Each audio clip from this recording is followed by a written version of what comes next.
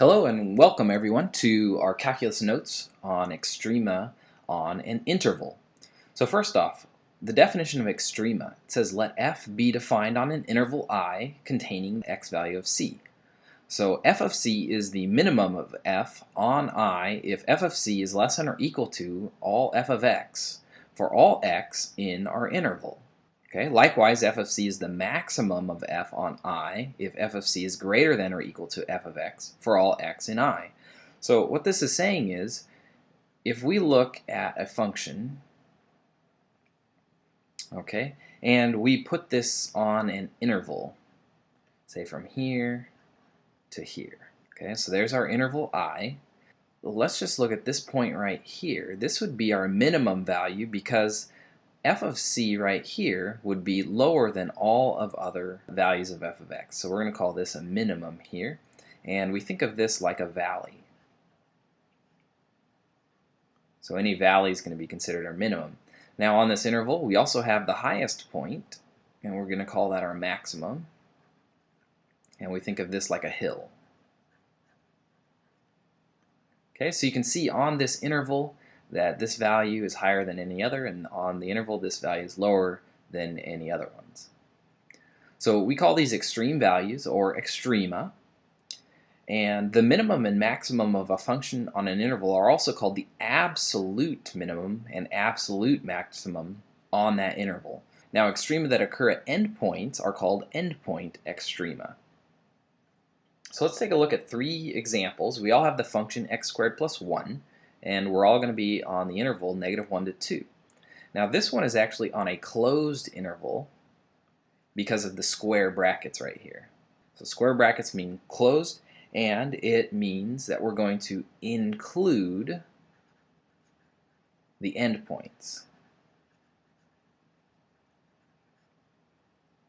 So first at -1 and at 2, that's our interval. And so we're just going to plug in our values here. -1 squared plus 1, that equals 2.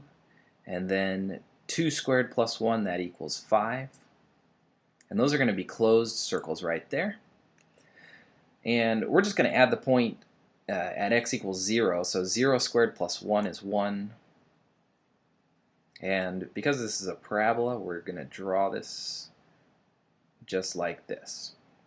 So in looking at this, the minimum is going to be the lowest value, so that's right here, and the maximum is going to be right here at this value. Okay, so we have our min and our max.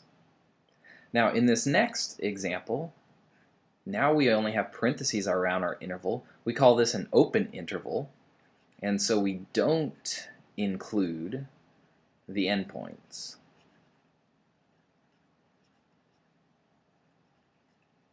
Okay, so don't include your endpoints. We still use them as our interval though. And so what happens is now we get an open circle there and an open circle here. And the function didn't change. Okay, so the way this works out now, the minimum value is right here. Now we come back over here where we had a maximum as an endpoint extrema right here. But on an open interval, that endpoint doesn't actually exist. So the function never actually reaches that point. So what is the highest value? Well, because we don't actually have a highest value, we say there is no maximum on this interval. Let's look at our next one. Here, the function x squared plus 1 is good everywhere x does not equal 0, but when x equals 0, our function equals 2. And we are going to be on our closed interval. So at -1 and 2. So closed interval now, we are going to get our points here. And we know that when x equals 0, y equals 2. So the parabola still looks the same, except now we're going to have a removable discontinuity right there at 0. Okay, so let's find our maxes and mins. So the same type of idea is applying. We don't have a lowest value here, so we actually have no minimum. But now because our maximum is an actual value, our maximum is right here. All right, next we want to find the value of the derivative of each function at the relative extrema. So we're going to do a little exploration. What's happening to the derivative when we have maximums or we have minimums? Okay, so here's our maximum, here's our minimum. What's happening to the derivative? Well, let's find our derivative. We'll use the power rule here.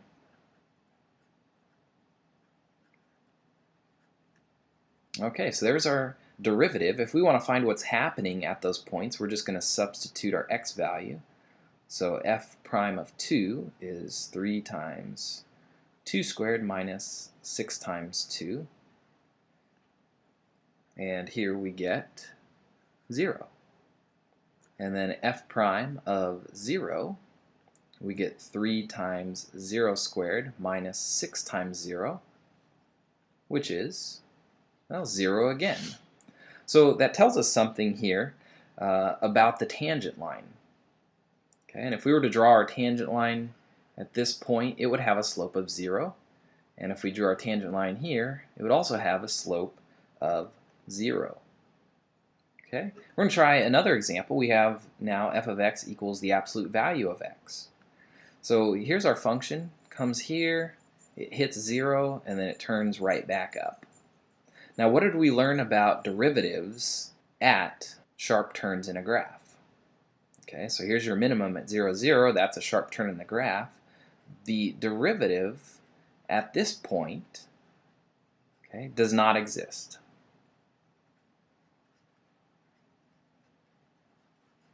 And we're going to just abbreviate that with dne from now on. So the derivative does not exist. So what we're trying to get at is what's happening to the derivative at these relative extrema. Well, it looks like we either get a 0 or we get a does not exist for the derivative at that point. And this brings us to our definition of a critical number. So a critical number, we say x equals c is a critical number if f of c exists, so the function exists at that point, and f prime of c equals 0 or does not exist. Now it turns out that tangent lines at critical numbers can be horizontal, vertical, or don't even exist at all. So how does this relate with relative extrema? We say relative extrema occur only at critical numbers. So if a relative maximum or minimum exists at f of c, then we know that c must have been a critical number. However, if c is a critical number, f of c may or may not be a relative maximum or minimum. So the point here is that lots of stuff is happening at critical numbers, one of those things being maximums and minimums. So it's going to be important to be able to find critical numbers of functions. And to do this, all we're going to have to do is find the derivative,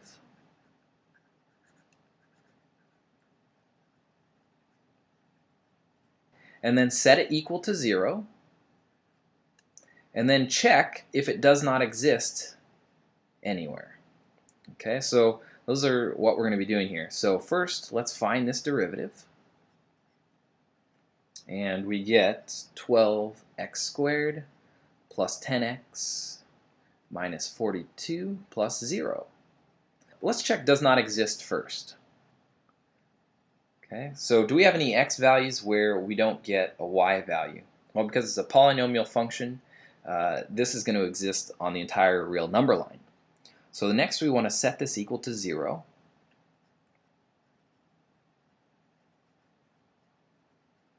And when we want to say, well, where does it equal 0? What x values? So in this case, we're going to have to solve this, and we're going to probably factor this one. So let's take a 2 out of each of these because they're all even. So we got 6x squared plus 5x minus 21. And now we'll factor this. And a factor that works is going to be 2x and 3x, and then minus 3 and plus 7. Okay, now each of these factors would equal 0. So in this case, x would equal 3 halves. And in this case, x would equal negative 7 thirds. Okay, So these are our critical numbers right here. All right, let's go ahead and try another one here. This one's going to be a little bit more difficult. You can see one function times another function. So that's going to tell me I'm going to be using the product rule. And you also see here the square root of a function, and so the chain rule is also going to be used here. So let's go ahead and find this derivative.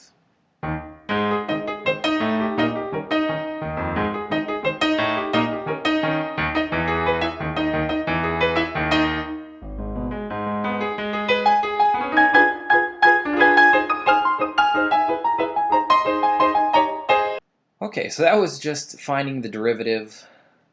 That was great fun. Okay, so we're going to find now where the derivative equals 0. And because this is a rational function, it equals 0 where the numerator equals 0. So we're just going to let 0 equal 8x squared plus x minus 64.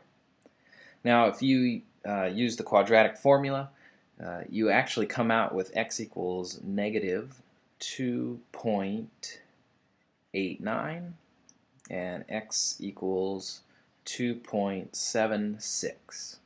Okay, now one thing I want to note for you guys here, we say it's a critical number if f of c exists.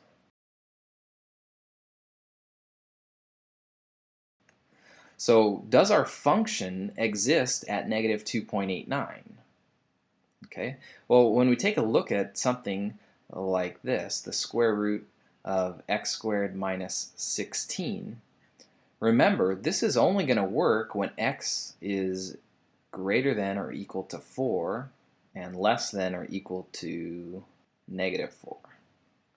Okay, so you can see here, if we get anywhere between negative 4 and 4, this becomes a negative number, becomes imaginary, and it doesn't work. So because these two values fall in a range that is not here in the domain of our function, they can't be critical numbers.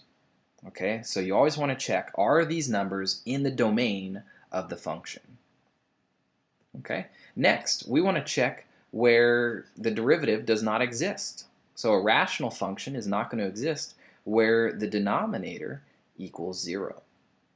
So what we're going to do is say x squared minus 16 equals 0, and we're going to solve that so we can square it. X squared minus 16 equals 0, and this becomes x plus 4 and x minus 4. And so you can see here that x is going to equal 4 and x will equal negative 4. Now these numbers, 4 and negative 4, are actually in the domain of this, because if you do 4 squared minus 16, you get 0, and 0 times 0 is 0. And so we're happy with that because it works. So these guys right here, 4 and negative 4, are your critical numbers because they're in the domain and they make the derivative not exist. These two numbers are not in the domain, so they are not critical numbers. All right, let's keep on going. Next, we want to talk about finding actual extrema on a closed interval. So here are the steps to be able to find your extrema. First thing you have to do is find the critical numbers, and then evaluate f at each critical number, so you're actually finding the points. And then you also have to evaluate f at each endpoint. So we have to check for any endpoint extrema. Now the least of these values is the minimum, and the greatest is the maximum on that interval. So for right here, we have our function x cubed minus 3x on the closed interval, negative 1 to 2. All right, so the first thing we have to do is find our derivative because we need to find our critical numbers. So f prime of x is going to equal 3x squared minus 3. And to find a critical number, we're going to set that equal to 0. We can factor out a 3 and get rid of that. So it's x squared minus 1. And we know this is x plus 1 times x minus 1. And so here we're going to get x equals negative 1, x equals 1. And these are in the domain of our function, and so these are our critical numbers. Now, is there anywhere the derivative does not exist? Well, no, it's just a polynomial, so it's always going to exist. So as we're finding our extrema now, we're going to go ahead and kind of set up a table of values. And we're going to start with the left endpoint, and then we're going to end with our right endpoints as well. So left endpoint is -1, right endpoint was 2, and we're going to put our critical numbers in between here. So this critical number is -1, and it's the same as the left endpoint. So we're not going to rewrite that. But this critical number is in our interval, so we're going to write our critical number here of 1. Now these become your x values, and we want to find our f of x values, or the y values. So we'll just plug -1 into this function here. So -1 cubed is -1, and then -3 times -1 is actually +3, and so this becomes 2. Here if we plug 1 in, we get 1 cubed minus 3 times 1, so that's 1 minus 3, which is -2. And for our right endpoint, we get 2 cubed minus 3 times 2, so that's 8 minus 6, and that is 2. Now the highest of these numbers is the max, the lowest is the min. So right here, 2 and 2, they tie for the max, and so we're just going to write both of them as being maximums. And the lowest number here, -2, is going to be our minimum. So what this means is we have a minimum at the point 1, -2 from right here. And then we have 2 maximums on our interval, -1, 2, as well as 2, 2. All right, so let's go ahead and graph this on our interval here. See what that would look like. Here's -1, here's +2. So we have the point -1, 2. We have the point let's see, we have 1, -2, and then we have the point 2, 2. Okay, now thinking about this, it is a cubic function, remember? And so cubic functions are kind of going to look like this. So we have this sort of end behavior, and so we can kind of see what's happening here. Our function actually looks like this. Come down, hit the minimum, come back up, and this actually keeps on going. Okay, so looking at this, so we have our max, and this one's a maximum only because we're talking about the interval, and this one is our relative minimum. All right, let's move on to another example. Here we have 2x minus 3x to the 2/3, and we're on the interval -1 to 3. So again, first step, find your derivative. So this is why it's an application of the derivative, because we're using it to do something else. So here this is going to be 2 minus, let's see, 2/3 times -3 is just -2. And then we're left with x, let's see, 2/3 minus 1 is -1/3. So this equals 2 minus 2 over the cube root of x.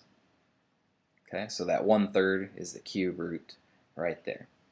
So what we want to do is find where this derivative equals 0 or does not exist. Okay, so let's go ahead and solve for this to see where it equals 0. So I'm going to subtract 2 to the other side, so -2 equals -2 over the cube root of x. And I'm going to actually multiply by the cube root of x on both sides.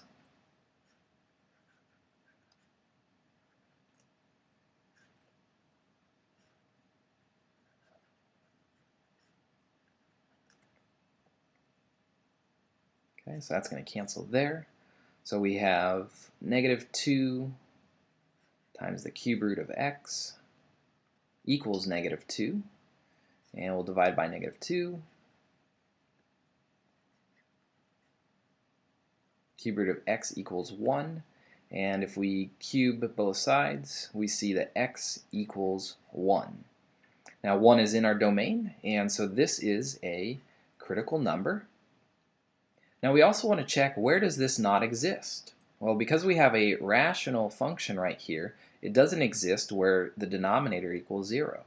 So let's go ahead and just set cube root of x equal to 0, and then we can cube both sides. So the derivative does not exist when x equals 0, so this is also a critical number right here. Okay, so as we're testing our graph then, let's make our xy chart, or f of x chart. And we'll start with our left endpoint, which is here at -1. Then we'll move on to our critical numbers. In order, it would be 0, and then 1, and then we'll end with our right endpoint of 3. Okay, so go ahead and find those values right there. We're just going to substitute them in. So if we plug in -1, we get -5. If we plug in 0, we get 0. If we plug in 1, we get -1. And if we plug in 3, we get -0.24. So you can just use a calculator to get those. And here are your values. So looking at this, let's identify what's the minimum value in all of this. Well, -5 is the lowest, so this gives us our minimum at the point -1, comma, -5. And what's the highest value here? Well, the highest value is 0. And so this is going to be our maximum at 0, comma, 0. Okay, so this is the relative min and this is the relative max.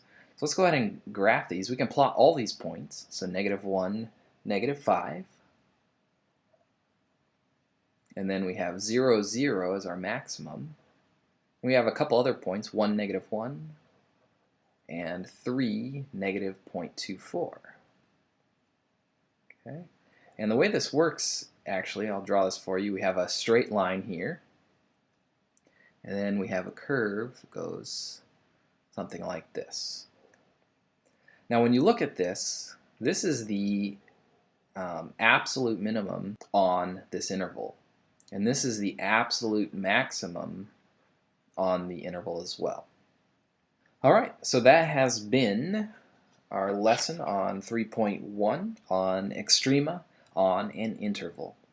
Thanks for watching, and we'll see you in class.